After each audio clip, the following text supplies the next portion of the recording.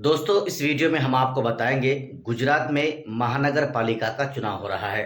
यानी municipal corporation का वहां पर चुनाव हो रहा है और उसको लेकर के चुनाव प्रचार करने के लिए असदुद्दीन ओवैसी आज गुजरात के सूरत पहुंचे।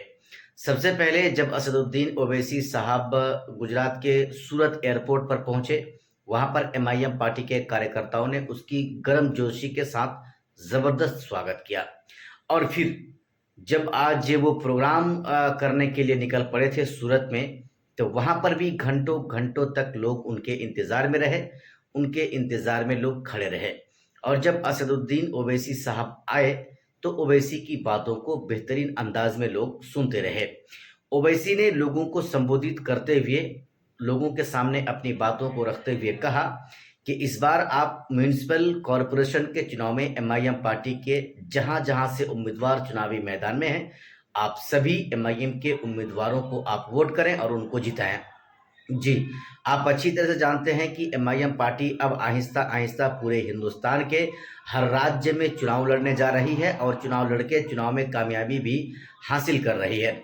ऐसे में आपको क्या लगता है, एमआईएम पार्टी को म्यूनिसिपल कॉरपोरेशन के चुनाव में गुजरात में कामयाबी मिलेगी या नहीं? गुजरात के सूरत में आप हमें हमारे इस वीडियो के नीचे ज़रूर बताएं। हालांकि दोस्तों अभी बंगाल में चुनाव प्रचार अंतिम चरण पर है। हर पार्टी के बड़े बड़े नेता कई कई कई सभा एक एक दिन में कर रहे हैं और लोगों को अपनी पार्टी के उम्मीदवार को वोट करने की अपील कर रहे हैं।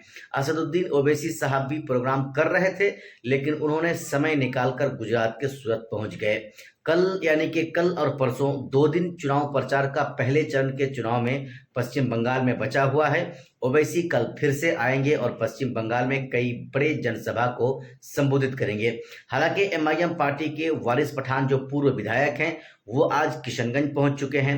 बागडोगरा एयरपोर्ट पर उनकी भी जबरदस्त अंदाज में जबरदस्त तरीके से उनकी स्वागत की गई और कल से वो लगातार 2 से 3 दिन पश्चिम बंगाल में जो चुनावी जो सभा होगा उसको वो संबोधित करेंगे और उनके जो उम्मीदवार चुनावी मैदान में हैं या होंगे उनको वो वोट करने की अपील करेंगे।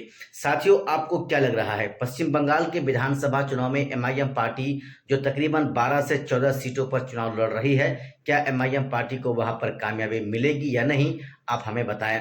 लेकिन इस बार का जो चुनावी सभा है उसको देखकर यह अंदाजा लगाया जा सकता है कि पिछले विधानसभा के चुनाव में एमआईएम पार्टी को कामयाबी तो नहीं मिली थी, लेकिन जितना वोट मिला था बस उसके मुकाबले में इस बार वोटिंग जो परसेंटेज है उसमें उछाल मिलता हुआ दिख रहा है। चूंकि एमआईएम पार्टी के सभा में हजारों की संख्या में लोग आ रहे हैं और ये इस बात की गवाही दे रहे हैं कि भले ही एमआईएम पार्टी को कामयाबी नहीं मिले, लेकिन ओवैसी साहब की लोकप्रियता, ओवैसी साहब की चाहत बंगाल के लोगों में काफ़ी ज़्यादा बड़ा है।